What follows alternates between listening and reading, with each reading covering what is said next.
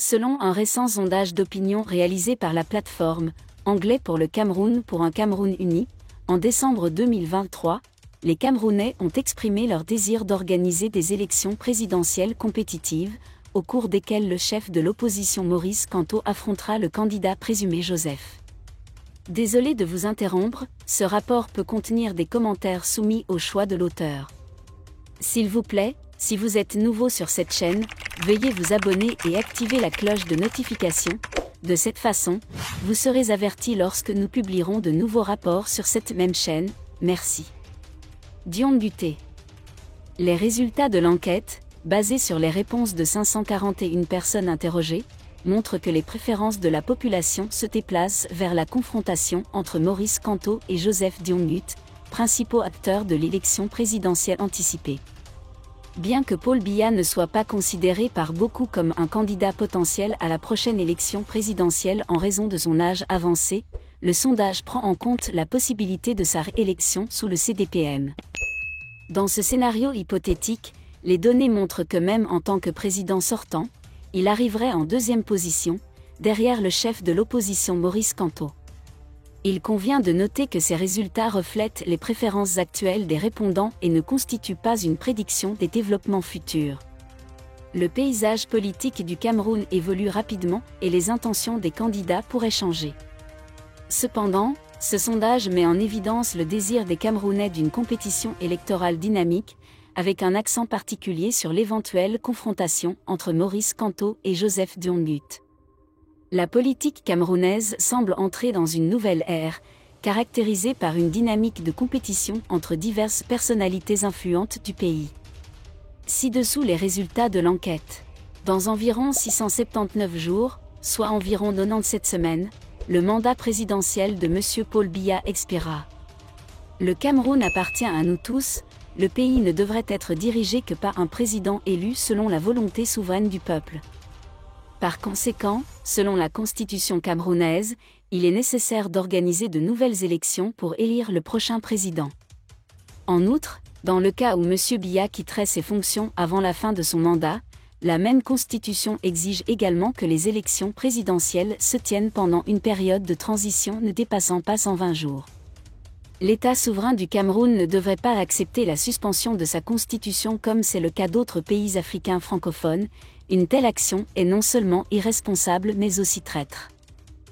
Notre pays ne peut faire face à la menace de division ou de guerre civile qu'en adhérant strictement aux principes de la démocratie constitutionnelle.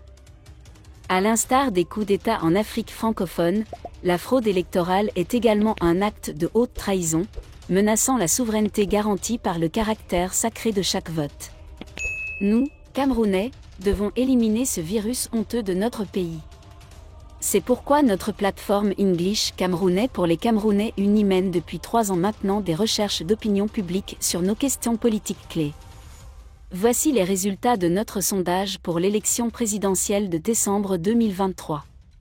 Nous remercions tous les participants à l'enquête d'avoir soutenu notre lutte pour la transparence dans la démocratie constitutionnelle avec leur opinion généreuse et honnête. Les résultats de l'enquête menée auprès de 541 personnes interrogées continuent de montrer que les Camerounais souhaitent une élection présidentielle compétitive au cours de laquelle M. Trump sera élu. Maurice Kamto du CRM-MRC, en tant que principale figure de l'opposition, fait face à Joseph Dion But comme principal candidat. Candidat présidentiel rival du DCPM au pouvoir. Parce que son âge limitait considérablement ses activités, ainsi que son incapacité à résoudre de graves conflits politiques et crises de gestion, M. John C. Biya ne devrait pas se présenter à la prochaine élection présidentielle. Mais dans le cas de M. Paul Biya, à son âge avancé, a décidé de se présenter à nouveau comme candidat du CDPM à la présidentielle et si cette élection avait lieu aujourd'hui, il arriverait deuxième, loin derrière le dominant M. Kamto. Comme lors du référendum précédent, ces résultats sont déterminés par région et le classement final de chaque candidat est une moyenne pondérée qui tient compte des proportions démographiques. Au classement des candidats potentiels de l'opposition à la présidentielle, Maurice Kamto, 60,50%, figure dans le top 5, suivi de Maurice Kamto, 60,50%.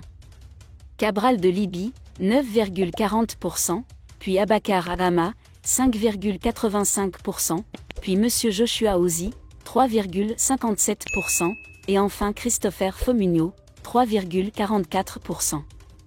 Le classement montre un soutien croissant à M. Kanto, qui peut être lié aux efforts des dirigeants traditionnels locaux pour affaiblir sa position politique en ce qui concerne la démonstration d'allégeance controversée au défunt philosophe Kanto. Mononzana. M. Franck Biya est arrivé 3e sur les 5 premiers candidats, mais il est désormais considéré comme un candidat potentiel du CDPM. Dans le classement des candidats potentiels au poste de président du RDPC, les 5 premiers candidats occupent les positions de la première à la 5e, M. Joseph Diongut, 36,07%, M. Marafa Hamidou Yahya, 13,45%, M. Alamin Ousmane Jia, 11,48%, M. Malachi Manoda, 8,56%, et Franck Biya, 7,41%. Le principal changement dans ce classement est le coup M. Philmon Young a terminé 6e, Manoda s'est hissé 4e et M. Franck Biya occupe la 5e place. Les faiblesses de Jeyan vit dans le nord, la force de M. Manoda réside dans le Grand Nord, et la force Franck Biya vit dans le nord, le centre et le sud. Les détails sont fournis ci-dessous par région. Nous continuerons à considérer M. Marafa comme candidat jusqu'à la mi-2024. De plus, après avoir choisi le candidat présidentiel du RDNK, nous comparons le RDNK avec l'opposition. Cette comparaison n'est qu'hypothétique, faisant référence à une possibilité choquante, mais il est très possible que M. Biya devienne le candidat du RDPC.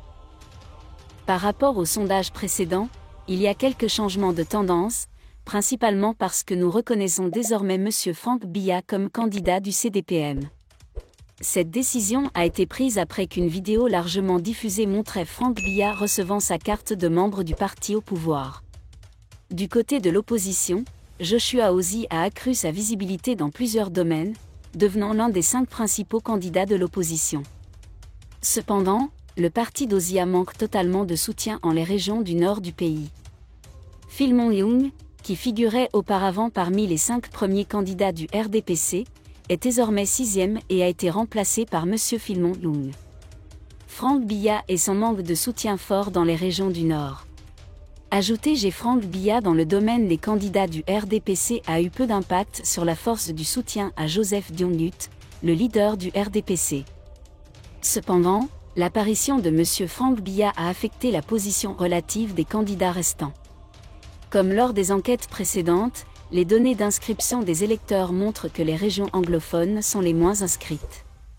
Cette baisse des inscriptions a été suivie par les régions du Nord et de l'Est. Les partis sont encouragés à contribuer aux campagnes d'inscription des électeurs, plutôt que de limiter leurs activités politiques aux régions politiquement responsables de la côte ouest et du centre-sud. Nous continuons d'exprimer notre mécontentement à l'égard de l'organisme chargé de l'inscription des électeurs et des élections, ELECAM. Ils doivent faire davantage pour être transparents sur l'état des listes électorales et des campagnes d'inscription des électeurs. D'abord, résultat du sondage. 2. L'analyse des données. Les données brutes étaient suréchantillonnées dans certains domaines et sous-échantillonnées dans d'autres. Littoral, 31,8%, Centre, 25,7%, Ouest, 12,2%, Région du Sud-Ouest, 5,9%, Nord-Ouest, 4,4%, et 4,1%, Kaobak, 3,7%, Adamawa, 3,7%, Sud, 3,7%, Personne d'Ourmer, 2,6%, et le Nord, 2,2%. Une moyenne pondérée est calculée pour chaque candidat, en supposant la répartition démographique suivante.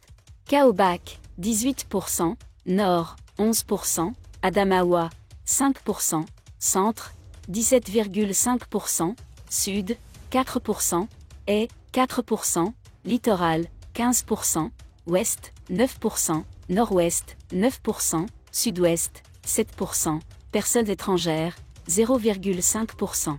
Ces chiffres sont extrapolés à partir du recensement de 2005 et d'une estimation approximative de la taille de la diaspora. Nous voyons des Camerounais d'une région vivre et travailler dans d'autres régions.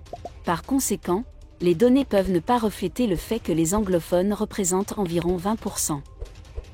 Même si nous ne savons pas exactement combien d'électeurs inscrits appartiennent au parti au pouvoir ou à l'opposition, nous pensons que les données révèlent un suréchantillon d'électeurs de l'opposition et des indépendants. Nous pensons que les résultats dans les régions côtières et occidentales sont très fiables, même au moment où M. Trump parle. Biya dans la région de l'Ouest peut être dû au fait que le CDPM est considéré a priori comme représentant 20% de la population. Les prochains niveaux d'échantillonnage les plus fiables sont le Nord. Cette étude a utilisé moins d'échantillons que l'étude précédente, le Nord-Ouest et le Sud-Ouest. Dans la région Centre, nous continuons de soupçonner que Yaoundé est suréchantillonné par rapport aux zones rurales. Il semble qu'au Sud et à l'Est, les compatriotes qui soutiennent l'opposition votent davantage que ceux qui soutiennent le parti au pouvoir. Nous continuerons de surveiller ces tendances. L'erreur maximale pour le niveau de confiance de 95% est de 4%. Ainsi, la différence entre les deux premiers candidats de l'opposition et les 5 candidats suivants du PCDM dépasse la marge d'erreur. Merci d'être resté avec nous jusqu'à ce point, comme toujours pour promouvoir la liberté d'expression. Laissez vos opinions à ce reportage dans la section commentaires ci-dessous.